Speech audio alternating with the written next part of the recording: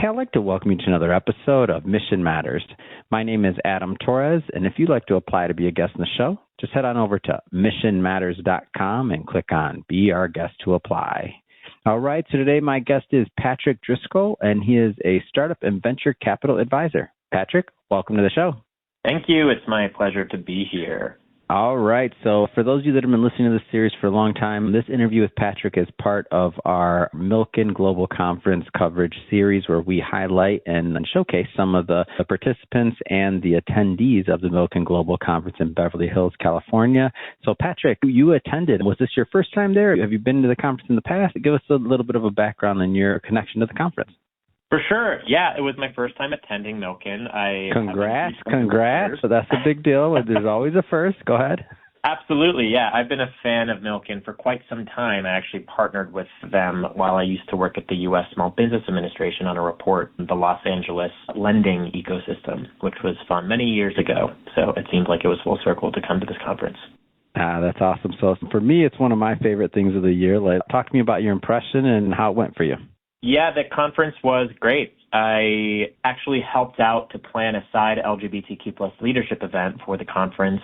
So those that attend Milken are familiar with all these amazing side events that occur in addition to the conference. So I helped put that together. A lot of LGBTQ plus leaders who happened to be attending the conference attended. At the conference itself, I personally am interested in kind of the venture capital and startup space, so try to attend panels relevant to those topics, and there was a plethora of that, and I got to engage with a lot of great leaders in both tech, VC, startup founders, etc. There was a great panel on LGBTQ plus corporate philanthropy. The barriers to raising funds for LGBTQ plus advocacy specifically was of interest to me. And then the intersection of kind of artificial intelligence, AI, and investing, and how there's a lot of interesting things happening in how due diligence processes are improving, or they're adding AI to the process to speed things along, which was a really great conversation I got to participate in. How did you get involved or originally get introduced to the VC space? How did your story begin there? To venture capital, I actually worked in international economic development. I was abroad for many years, and then I served, as I mentioned, with the U.S. Small Business Administration. I worked at the U.S. Small Business Administration. Sat on a panel there with a venture capital fund and an accelerator at the Mayor Garcetti's office in LA at the time, and heard what they had to talk about in regards to the innovation economy. Decided that's where I wanted to be, and ended up applying for a job with the VC fund. I literally knew nothing about it outside of the show Silicon Valley, which is a great HBO show. And next thing I knew, I was on a plane moving to Mexico City to start working with a firm called 500 Startups, now 500 Global, and the rest is kind of history. I've run VC programs. I had my own VC fund. I've run accelerator programs for early stage startups and growth stage startups. So I've done a ton of things, and I've been an advisor for both VC fund managers and for early stage founders for many years. What do you enjoy about working in that space so much? And the reason I ask this, by the way, is because, like you said, you didn't know anything about it till you got into it. But now on the other side, obviously you've been doing it for a long time and you enjoy it. So for those that are listening that are looking at different things and maybe hadn't considered that, what do you enjoy? What do you find so rewarding about working with startups and being an advisor? You meet truly the most interesting people that you'll ever meet in your life, in my opinion. Folks that are solving problems relating to climate change, relating to health. Yeah. They're making businesses run smoother. They're improving technology, aerospace, all of these different sectors, and you're constantly chatting with these folks that have created something to address a problem that is massively impactful and ideally scalable in the venture capital space. Even the investors themselves, oftentimes VCs, have a fascinating background and are super dynamic and are eager to learn about new sectors. So it's always mentally stimulating to be around these types of folks, and it's never a dull moment. Yeah, I have to agree with you on that. And at least from the entrepreneur side of things, I've seen that. But let's take it from the other side, which I don't have that conversation quite as often, from the emerging fund manager's point of view, let's say F1. What do you see on them? What do you see in that space right now? What does it look like to be an emerging fund manager right now?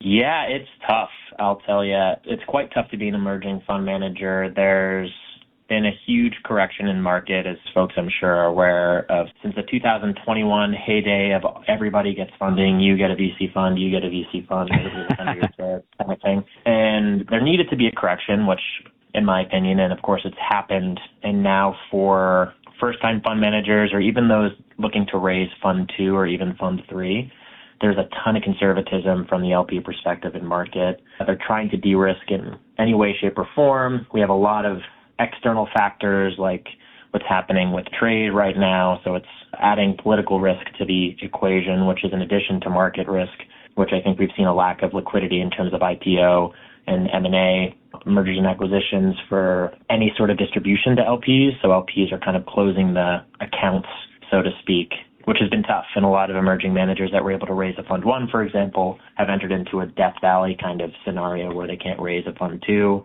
And even those raising Fund 1, they're closing on 10%, 20% of what their initial target was if they're able to raise any money at all. So it's pretty tough. And how does this affect the founder side of things, like on their end? Because it's hitting both sides. How does that affect them, like the earliest stage founder? Yeah, lack of money from LPs is top of funnel, so that's going to affect the distribution downstream to founders.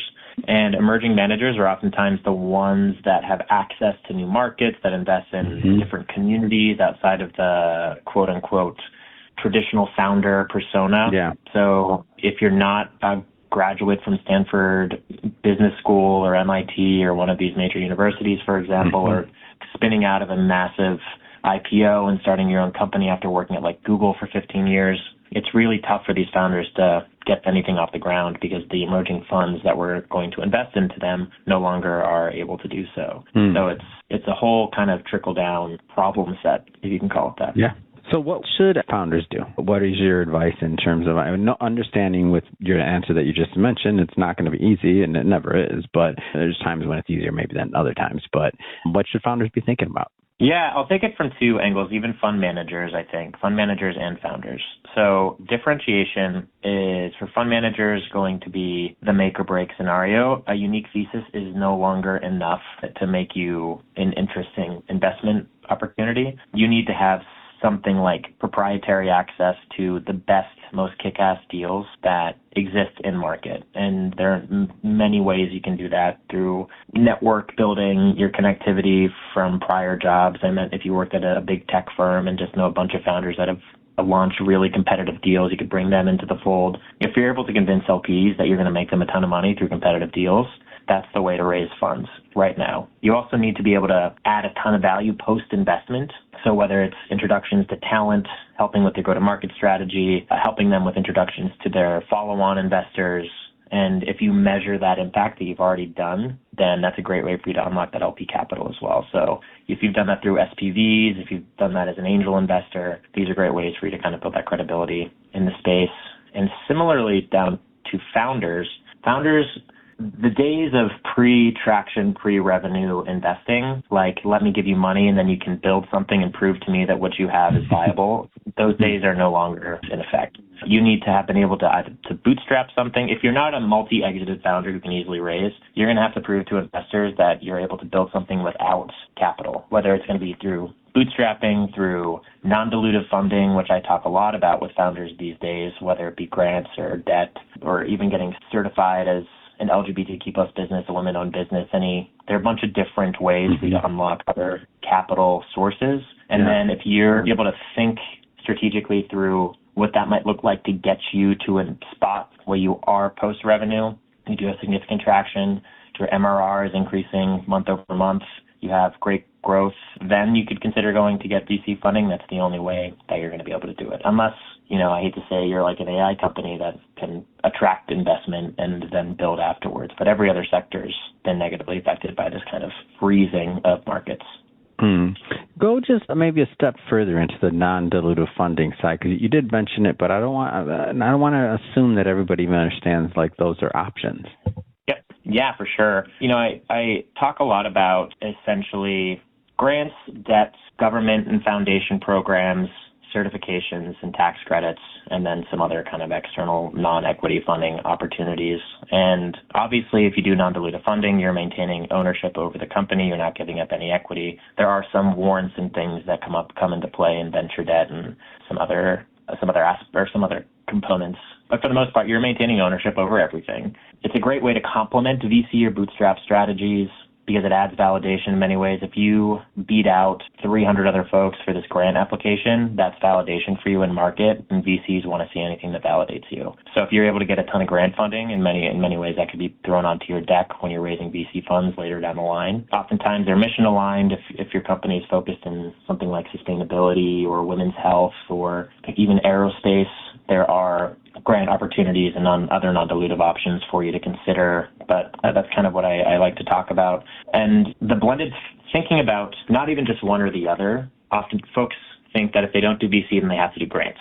They don't really want to do debt because they don't want to be in debt, quote unquote. But if you do a blended finance models and thinking about how you can use or leverage grants and debt or grants to get to VC funding, or if you are even able to do it all without any sort of VC funding so you maintain ownership over the company, people don't even think about these non-dilutive options because the VC world is so quote unquote sexy and everybody wants that top line VC that's going to validate them in market and they can brag to all their friends and fellow co-founders about. But if you can do it through blended finance and grants and stuff, then that's like the dream because then you have the entire ownership of the company. Man, Patrick, this has been a lot of fun having you on the show and learning more about what you're doing as a startup and venture capital advisor. That being said, a lot of startups, VCs, a lot of individuals that listen to this show, if somebody wants to connect or to learn more about what you do or follow your journey, how do they do that? Yeah, follow me on LinkedIn. It's Patrick Driscoll. I'm a venture partner at Gangels as well, so I source deals over to them. So happy to discuss what that might look like. If you Google Patrick Driscoll LGBTQ+ venture capital, you can find me pretty easily. Feel free to reach out. I'm always constantly meeting with founders and providing advice and go-to-market, fundraising, just blended finance models as well. So happy to share the wealth of knowledge. Perfect. And for everybody listening, just so you know, we'll definitely put the links in the show notes so you can just click on it, head right on over and connect with Patrick. And speaking to the audience, if this is your first time with Mission Matters and you haven't done it yet, hit that subscribe or follow button. This is a daily show. Each and every day we're bringing you new content, new ideas, and hopefully new inspiration to help you along the way in your journey as well. So again, hit that subscribe or follow button. And Patrick, thanks again for coming on the show. Thank you.